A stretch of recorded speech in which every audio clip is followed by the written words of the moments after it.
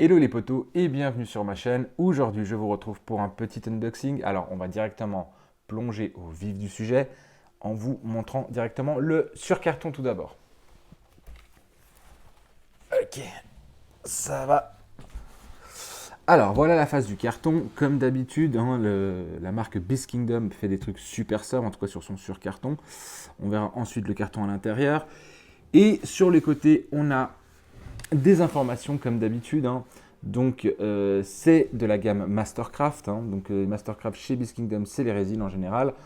Alors ici on a le descriptif de l'objet en question, donc c'est de la saga Games of Thrones et c'est le trône de fer. Qu'est-ce qu'on a d'autre comme information? C'est en une pièce. Alors les dimensions, mais ceci ce sont les dimensions du carton, on s'en fout. La statue pèse 4,6 kg et le carton au total 7,8 kg. Donc voilà, on va directement ouvrir et puis regarder comment se présente le carton, l'emballage.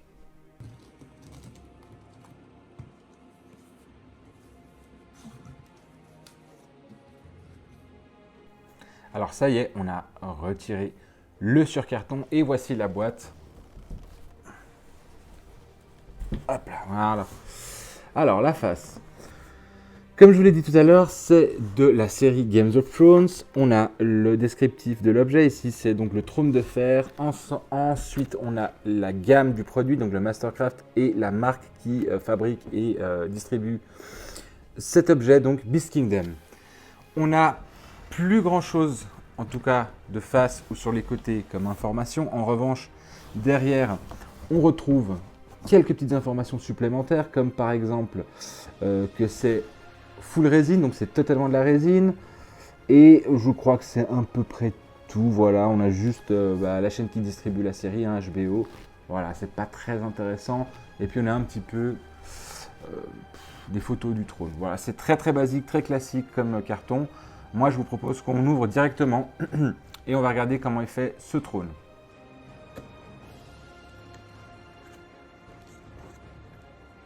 Alors ça y est, le carton est ouvert, le Sagex a été ouvert aussi.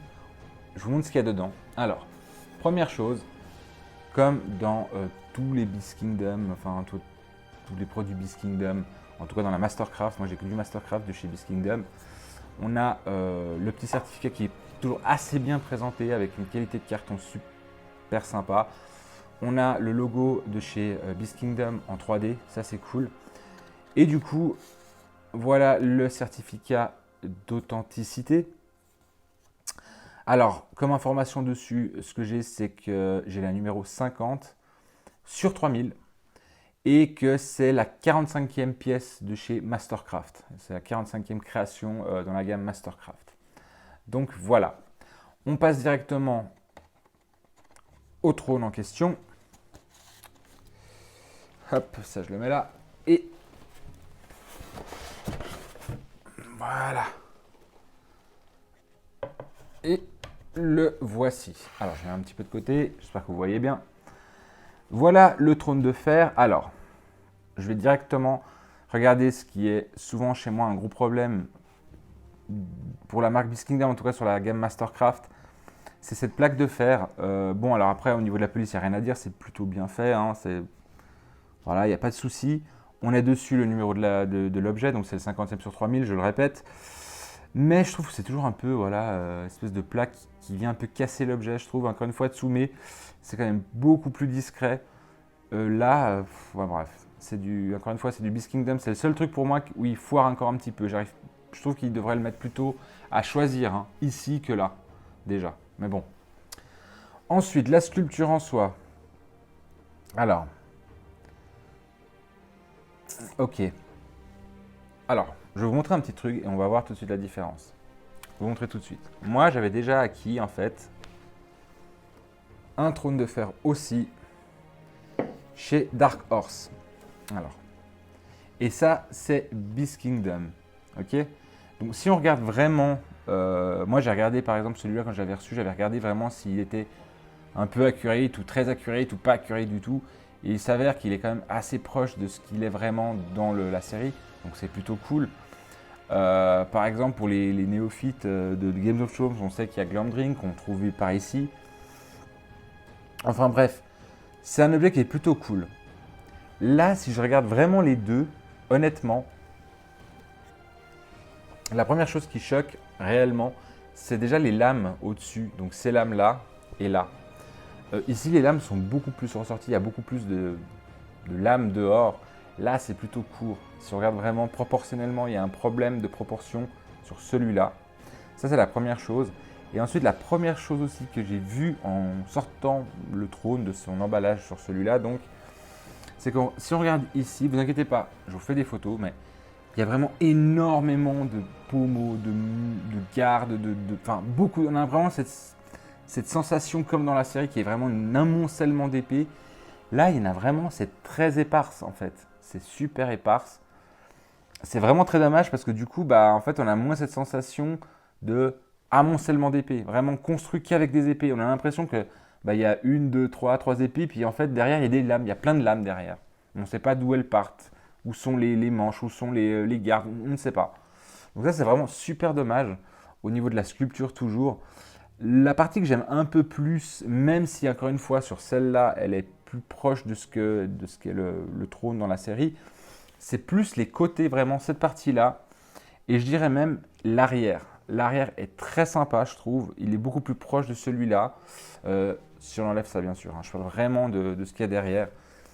Il y a quand même, je ne sais pas si on voit vraiment la différence, mais c'est quand même beaucoup plus proche, les deux, que vraiment la face, quoi. C'est dommage parce que c'est le plus important, la face de la statue, quoi. Donc ça, c'est vraiment le gros côté négatif de cette statue. Ensuite, là où il y a un problème pareil on va dire de fidélité de l'objet sur celle-là, c'est vraiment le carrelage au sol, enfin le carrelage, plutôt la pierre. Les pavés par terre ici, c'est une espèce de truc circulaire, alors que dans la série, on est plus proche de ça. Vraiment des gros pavés carrés ou rectangulaires, voilà. Donc sur ce côté-là, c'est vraiment plus accurate que ça. Mais sinon, tout le reste, celui-là est beaucoup plus proche de ce qu'il y a dans la série. Sachez aussi que ils ont sorti Dark Horse, une autre série de trônes de fer, à 200 exemplaires, mais par contre indisponible depuis chez moi, extrêmement cher à l'importation, à l'exportation. Donc du coup, je me suis rabattu sur Beast Kingdom qui, en général, font des trucs pas trop dégueulasses, même plutôt très bons. Selon les Disney, par exemple, ils sont vraiment très bons avec les Disney. Là, pour le trône, ouais, ça va. On va dire qu'il fait le job. Il fait vraiment le job. Euh, c'est plutôt une belle pièce, malgré des erreurs. Et franchement, c'est vrai que la partie, le dossier, c'est un peu dommage. Vraiment, au niveau de la moulure, autant que je vous dis, le côté, c'est bien. L'assise est pas mal. Il y a ce côté où il y a vraiment les manches qui sont protubérants ici, un peu plus là, ça c'est plus juste, mais on a quand même ce côté très qualitatif sur les côtés. L'arrière, comme je vous ai dit aussi, mais l'avant, là, le dossier, je trouve que ça casse un petit peu le truc. Ouais, celui-là est quand même beaucoup plus joli. Et c'est que le petit, hein, donc le grand doit être encore plus beau. Voilà. Au niveau de la peinture, alors, franchement, là, pour le coup, je trouve qu'il est beaucoup plus joli ici, donc sur le Beast Kingdom. Alors c'est aussi une question de taille, hein, forcément, quand on est plus c'est grand, plus c'est facile à peindre, en théorie. On a cette sensation de métal vraiment vieilli. Voilà, par exemple ici, le côté un peu martelé des lames aussi, c'est sympa. Pareil, il y a une espèce de partie ici qui est quand même plus foncée que par exemple plus haut ou derrière, où on a vraiment cette sensation où les gens s'assiedent dessus, où il y a de l'usure, du métal, où ça rouille un peu plus par ici. C'est quand même plus sympa. Et ça en jette encore une fois beaucoup plus ici que ici. Franchement, niveau peinture, il n'y a rien à dire. Je ne sais même pas quoi vous dire. Je trouve que c'est plutôt pas mal. Après, là, je peux pas trop comparer parce que je trouve que quand même celui-là n'est pas très accurate au niveau de la peinture. Celui-là, il est un poil plus. Mais vraiment, ce que je suis un peu déçu, c'est vraiment la sculpture du dossier. Ça, je suis un peu mitigé. Et ce qui casse vraiment pour moi, au final, quand je regarde l'ensemble du truc, c'est vraiment ça, quoi. Ces lames-là, ici. Je pense que si ils avaient fait ça tel quel, donc c'est-à-dire avec moins d'épée, mais au moins des lames qui sortent beaucoup plus, ça aurait donné déjà une autre dimension, je pense. Rien que ça, déjà, ça aurait donné un peu mieux. Mais là, ça fait un peu trop de... Voilà. Un peu trop, ça va pas. Alors, en ce qui concerne cette statue, je l'ai dit tout à l'heure, plus que statue, je dirais pièce, c'est pas vraiment une statue, mais il y en a 3000 exemplaires dans le monde. On a une hauteur totale de 41 cm. avec une largeur de 33,5 et une profondeur de 34,5. D'ailleurs, ah oui, petit détail que je ne vous ai pas montré, que j'ai juste devant les yeux, c'est pas rond. Ça, c'est totalement rond. Ici, on a une partie plate. Alors, j'imagine qu'ils l'ont pensé pour pouvoir vraiment le caler contre un mur. C'est un petit peu le principe. J'imagine que ça doit être ça. Mais en tous les cas, voilà. C'est quand même de belles dimensions pour le trône. C'est super sympa. Ensuite, pour le prix, sachez que c'est entre 320, 340 euros. C'est à peu près ces prix-là, vous devriez le trouver si vraiment vous l'aimez. Au-delà, ça commence à devenir un petit peu de l'arnaque et moi j'ai déjà vu des sites où ils les vendaient qu'à 400 euros, plus parfois. Enfin bref, donc ne vous faites pas avoir, cherchez bien. Comme je vous dis, vous pourrez le trouver à 320, 340, allez éventuellement 350 si vous voulez vraiment tirer un petit peu sur votre porte-monnaie, mais pas plus quoi. Et ça en vaut pas plus de toute façon. Je trouve que celui-là pour le coup en vaut pas plus. Autant les autres pièces Beast Kingdom que j'ai, Mastercraft, oui, ils valent leur prix, voire même, je trouve que parfois ils valent même plus que ce qu'on les achète. Celui-là, il vaut vraiment son prix. Je trouve qu'il y a trop d'erreurs. Que ce soit pas 100% accurate, ok, mais là, vraiment, foirer la face, je trouve que c'est vraiment hyper dommage. Donc voilà. Je pense que j'ai un petit peu fait le tour des pièces que je voulais, enfin en tout cas de la pièce que je voulais vous montrer. Hein. Je vous ai sorti celle-là pour que vous compariez, vous puissiez voir un petit peu la différence. J'ai vraiment fait le tour. Si vous avez des questions, n'hésitez pas, hein, mettez des commentaires, je réponds à vos questions bien évidemment.